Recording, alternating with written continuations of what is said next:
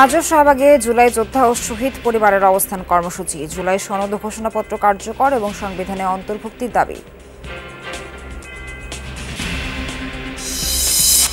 August শুরু হলেও ২৪শে ছাত্র জনতার আন্দোলনে চলছিল রক্তাক্ত জুলাই। বিক্ষোভকে নতুন মাত্রা দিতে শুরু হয় কাউন্টডাউন ৩২। হবিগঞ্জে এখনো কাটেনি বিদ্যুৎ বিভ্রাট। বিকল্প উপায়ে কিছু এলাকার সংযোগ স্থাপিত হলেও পুরোপুরি স্বাভাবিক হতে আগামীকাল।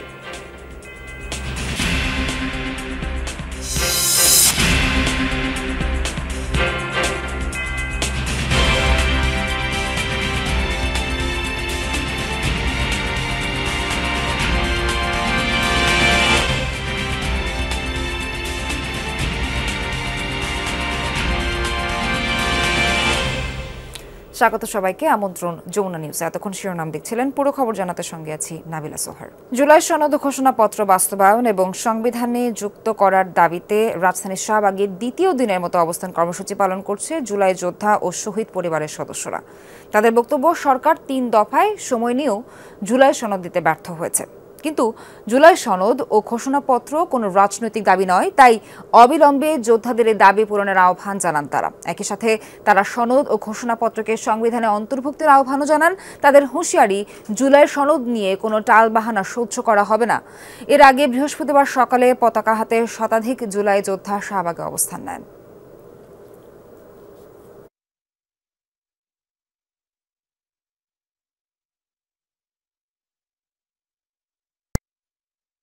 জুলাই যোদ্ধাদের অবস্থান কর্মসূচির ব্যাপারে আরও জানাতে যুক্ত হচ্ছেন সহকর্মী রাব্বি সিদ্দিকী। তিনি আছেন শাহবাগ এলাকায়। রাব্বি, এই মুহূর্তে শাহবাগের সার্বিক চিত্র কি দেখছেন, আর কি দাবি আন্দোলনকারীদের, একটু বিস্তারিত জানাবেন আমাদের।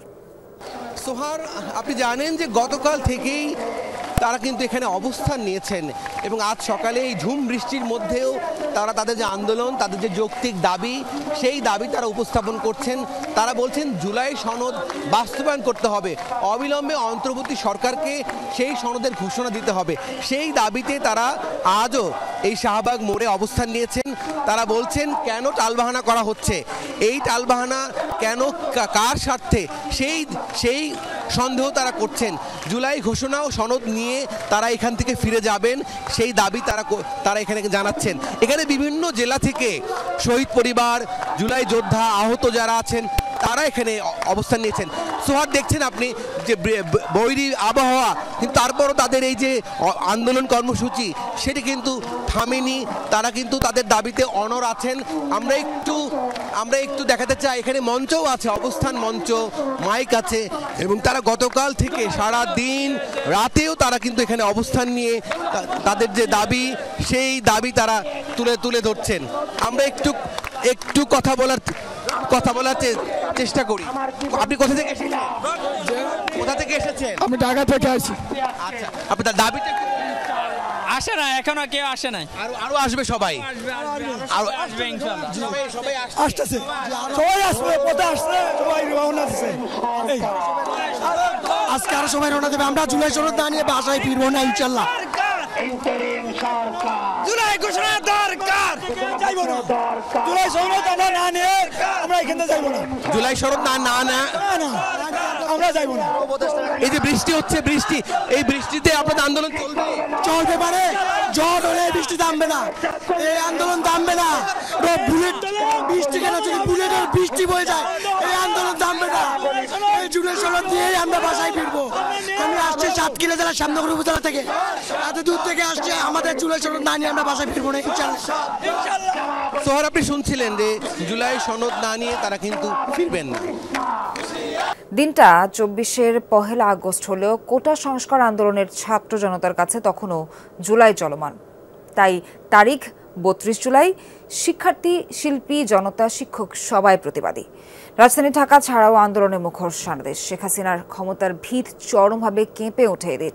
সমন্বয়কদের মুক্তি দিয়ে সরকার কিছুটা নরম করে সুর, কিন্তু দেশ জুড়ে চলতেই থাকে ছাত্র জনতার প্রতিবাদ।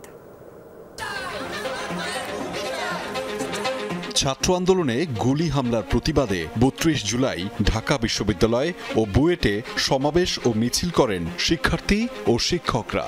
অভিযোগ করেন যারা গুলি করেছে তাদের বিচার না করে উল্টো গ্রেফতার ও হেনস্থা করা হচ্ছে শিক্ষার্থীদের।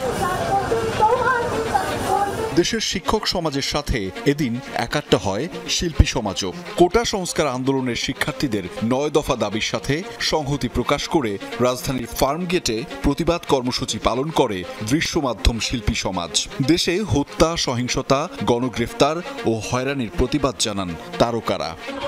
আরেকজনের সন্তান মারা যাওয়াটাও এটা মানুষের বুকে লাগে। তবে এদিন শিল্পী সমাজের বিপরীত চিত্রও দেখেছে দেশ। সকল সহিংসতার বিরুদ্ধে আমরা এই ব্যানারে প্রতিবাদী প্লাকার্ড হাতে বিটিভি ভবনের সামনে দাঁড়ায় শিল্পীদের একটি অংশ। এদিন সন্ত্রাস বিরোধী আইনে জামাতে ইসলামী ও ইসলামী ছাত্র শিবিরকে নিষিদ্ধ করে প্রজ্ঞাপন জারি করে স্বরাষ্ট্র মন্ত্রণালয়। সন্ত্রাসী সংগঠন হিসেবেই জামাতকে নিষিদ্ধ করা হয়েছে বলে জানান তৎকালীন স্বরাষ্ট্রমন্ত্রী আসাদুজ্জামান খান। জামাত শিবির নিষিদ্ধের সিদ্ধান্তকে স্বাগত জানান রাজনৈতিক বিশ্লেষক ও মুক্তিযুদ্ধ গবেষকরা। শেখ হাসিনা বলেন, রাজনীতি নিষিদ্ধের পর জামাত শিবির জঙ্গিবাদ হিসেবে আন্ডারগ্রাউন্ডে গিয়ে ধ্বংসাত্মক কাজ করার চেষ্টা করবে। ১ আগস্টেই আওয়ামী লীগের সাধারণ সম্পাদক ওবায়দুল কাদের মিথ্যাচার করেন। দেখামাত্র গুলির নির্দেশনা দেয়নি সরকার। দেখামাত্র গুলি নির্দেশের বিষয়ে ভুল বার্তা দেওয়া হচ্ছে। অথচ কারফিউ জারির প্রথম দিনেই তিনি বলেছিলেন, এটা অবশ্যই কারফিউ এবং এখানে শুটার সাইটও আছে। অন্যদিকে ১ সপ্তাহ পর এদিন ৬ সমন্বয়ককে ডিবি নিজস্ব পরিবহনে বাসায় পৌঁছে দেয়। জানায় গেল দুদিন কোনো কিছু না খেয়ে অনশনে ছিলেন ৬ সমন্বয়ক। এদিন অতিরিক্ত কমিশনার হারুনুর রশিদকে বদলি করা হয় ডিবি থেকে।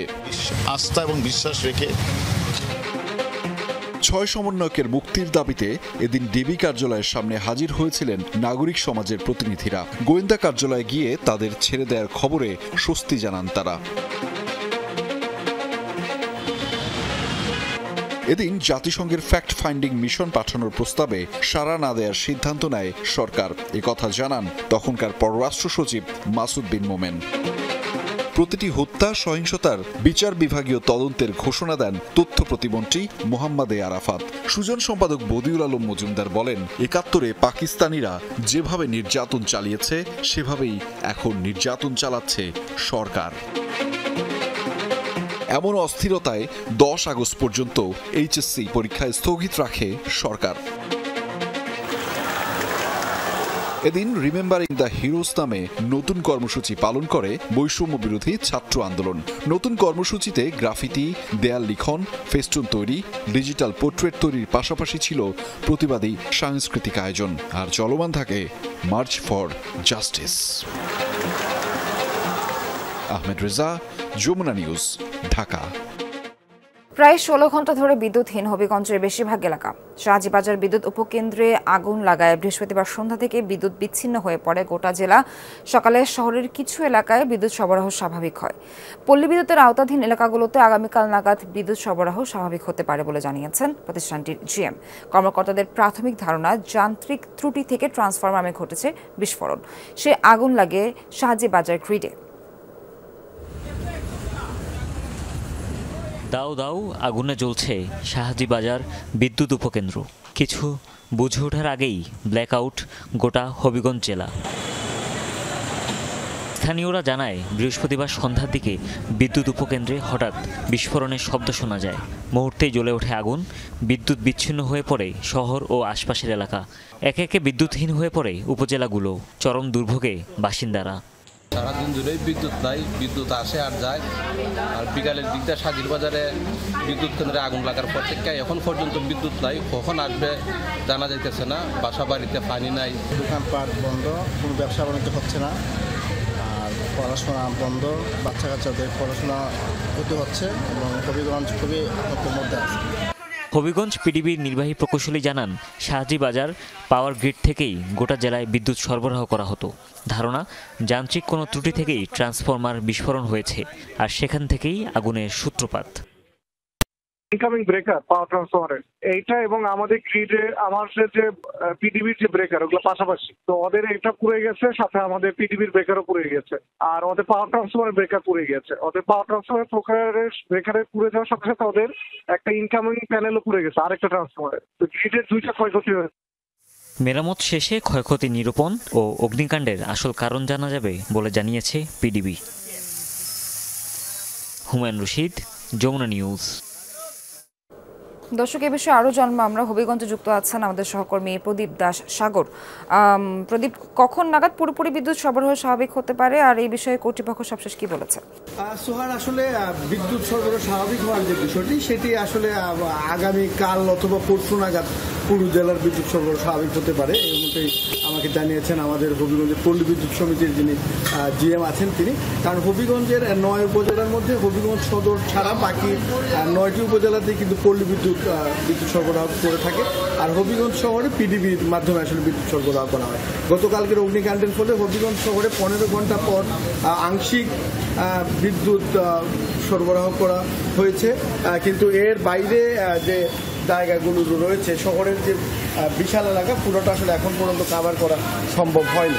আপনি দেখতে পাচ্ছেন কিছুক্ষণ আগে সরবরাহ করা হলো, সেটি এখন আবার বন্ধ রাখা হয়েছে। সবকিছু মিলে যেহেতু হবিগঞ্জে প্রায় 17 মেগাওয়াট বিদ্যুৎ চাহিদা রয়েছে, তার বিপরীতে 10 মেগাওয়াট বিদ্যুৎ সরবরাহ করা হচ্ছে। অপরদিকে পল্লী বিদ্যুতের 170 মেগাওয়াট চাহিদা রয়েছে, তার বিপরীতে 20 থেকে 25 মেগাওয়াট বিদ্যুৎ তারা পাচ্ছেন। এর বাইরে শ্রীমঙ্গল থেকে বিকল্প উপায়ে তারা কিছু বিদ্যুৎ সরবরাহ করছেন, যে কারণে তাদের যে বিস্তীর্ণ এলাকা সেটি আসলে কাভার করা যাচ্ছে না। সবকিছু মিলিয়ে যেটি এখনকার যে অবস্থা, যেহেতু অগ্নিকাণ্ডের ফলে পল্লী বিদ্যুতের যে অংশটুকু রয়েছে বিদ্যুৎ সরবরাহের, সেটি মারাত্মকভাবে ক্ষতিগ্রস্ত হয়েছে। সেগুলো আসলে মেরামত, স্থাপন সবকিছু মিলে তাদের হয়তো আগামীকাল পর্যন্ত সময় লাগবে, তারপর হয়তো পরিস্থিতি স্বাভাবিক হতে। তো কর্তৃপক্ষ যেটি বলছেন যে হয়তো কাল পরশুর মধ্যে জেলার যে পুরো বিদ্যুৎ সরবরাহ সেটি হয়তো স্বাভাবিক। মুন্সিগঞ্জে ঢাকা মাওয়া এক্সপ্রেসওয়েতে সড়ক দুর্ঘটনায় একজন নিহত হয়েছেন। আহত হয়েছেন কমপক্ষে 5 জন। ভোর 6টার দিকে কামারখোলা এলাকায় দুর্ঘটনা ঘটে। ফায়ার সার্ভিস জানায়, ময়মনসিংহের গৌরীপুর থেকে ফরিদপুরে আটরশি দরবার শরীফের উদ্দেশ্যে যাচ্ছিল বাসটি। কামারখোলা এলাকায় পৌঁছালে পেছন দিক থেকে একটি ট্রাক ধাক্কা দেয় বাসটিকে। ঘটনাস্থলে মারা যান বাস যাত্রী আব্দুল কুদ্দুস। তার বাড়ি ময়মনসিংহের নান্দাইলে। আহতদের উদ্ধার করে শ্রীনগর উপজেলা স্বাস্থ্য কমপ্লেক্সে নেওয়া হয়। ট্রাকটি জব্দ করা হলেও পালিয়ে যায় চালক।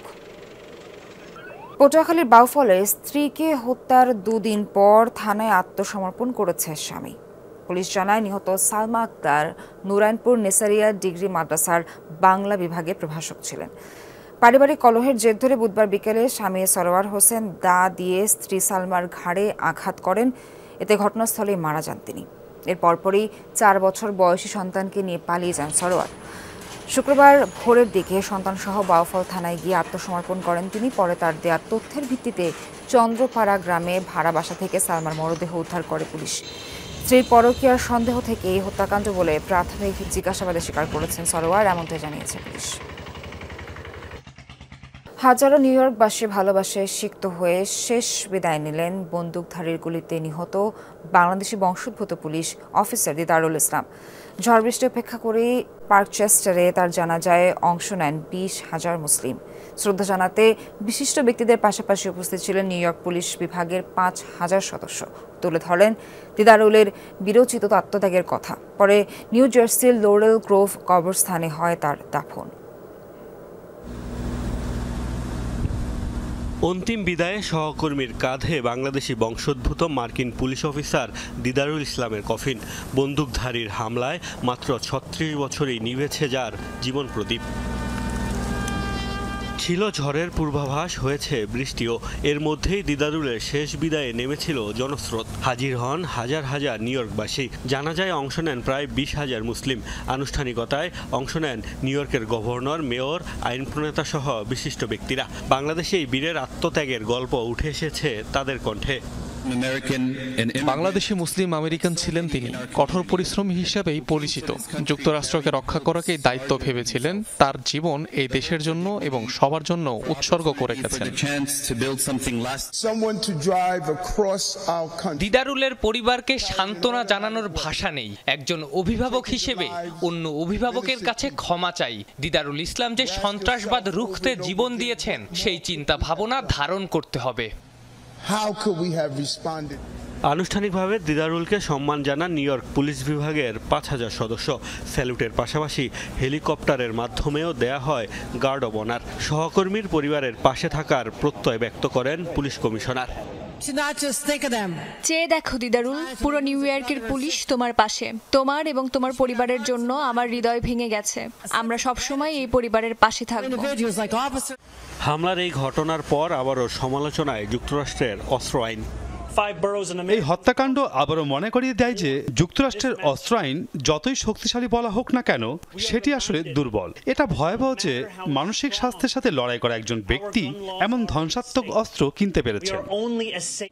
জানাজা শেষে নিউ জার্সির লোরেল গ্রোভ কবরস্থানে দাফন করা হয় দিদারুলকে।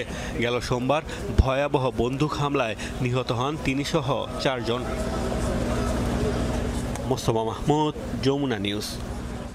2023 সালে দেশব্যাপী দাঙ্গা বিক্ষোভের দায়ে পাকিস্তানের সাবেক প্রধানমন্ত্রী ইমরান খানের দল তেহরিক ইনসাফ বা পিটিআইয়ের শতাধিক সদস্যকে বিভিন্ন মেয়াদে কারাদণ্ড দেওয়া হয়েছে।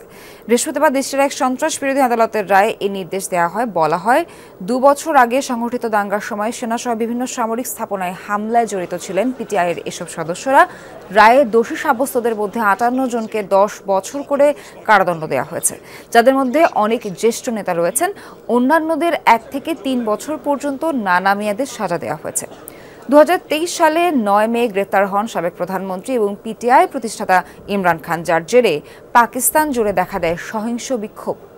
রাওয়ালপিন্ডির সেনা সদর দপ্তর সহ হামলা করা হয় বিভিন্ন সামরিক ও সরকারি স্থাপনায়। জাতীয় নির্বাচনের পূর্ব প্রস্তুতি হিসেবে অন্তর্বর্তী সরকারের কাছে ক্ষমতা হস্তান্তর করেছে মিয়ানমার জান্তা। অবশ্য শাসনভার এখনও থাকছে সেনাপ্রধান মিন অং লাইংয়ের হাতে। বৃহস্পতিবার অন্তর্বর্তীকালীন সরকার গঠনের পর তাদের কাছে ক্ষমতা হস্তান্তর করে জান্তা, নিশ্চিত করে রাষ্ট্রীয় সম্প্রচার মাধ্যম। এর আগে 2021 সালে জারিকৃত ডিক্রি বাতিল করে গঠন করা হয় তত্ত্বাবধায়ক প্রশাসক। পাশাপাশি সুষ্ঠু ভোট গ্রহণের লক্ষ্যে জান্তা প্রধানের নেতৃত্বে গঠন করা হয় 11 সদস্য বিশিষ্ট কমিশন। এদিকে চলতি বছরের ডিসেম্বর থেকে আগামী বছরের শুরুতেই অনুষ্ঠিত হতে যাচ্ছে মিয়ানমারের সাধারণ নির্বাচন। জাতীয় নিরাপত্তা পরিষদের ভাষণে আবারও এই ঘোষণা দিলেন জান্তা প্রধান মিন অং লাইং। ছাত্র জনতারা জুলাই গণঅভ্যুত্থান স্মরণে সাইকেল র্যালির আয়োজন করেছে ঢাকা দক্ষিণ সিটি কর্পোরেশন। 190 জন সাইক্লিস্ট অংশ নেন তাতে। সকাল 7:30টায় ধানমন্ডির রবীন্দ্র সরোবরে উদ্বোধন করেন যুব ও ক্রীড়া মন্ত্রণালয়ের সচিব মোহাম্মদ মাহবুবুল আলম। বলেন, যে স্বপ্ন ও আকাঙ্ক্ষা নিয়ে আন্দোলনের শিক্ষার্থীরা জীবন দিয়েছে, তাদের স্বপ্নের বাংলাদেশ বাস্তবায়নে কাজ করছে সরকার। শরীর ও মন সুস্থ রাখার জন্য সাইক্লিং খুবই গুরুত্বপূর্ণ বলেও জানান তিনি। এ সময় ডিএসসিসির প্রশাসক মোহাম্মদ শাহজাহান মিয়া বলেন, সাইকেল র্যালিটির প্রতিপাদ্য হচ্ছে নিজ আঙিনা পরিষ্কার করি, পরিচ্ছন্ন নগর করি। এর মাধ্যমে নগরবাসীকে পরিচ্ছন্ন নগরী গড়ে তোলার বার্তা দেওয়া হলো। প্রত্যেক নাগরিককে নিজ নিজ অবস্থান থেকে সোচ্চার হওয়ার আহ্বান জানান তিনি। র্যালিটি নগর ভবনের সামনে শেষ হয়।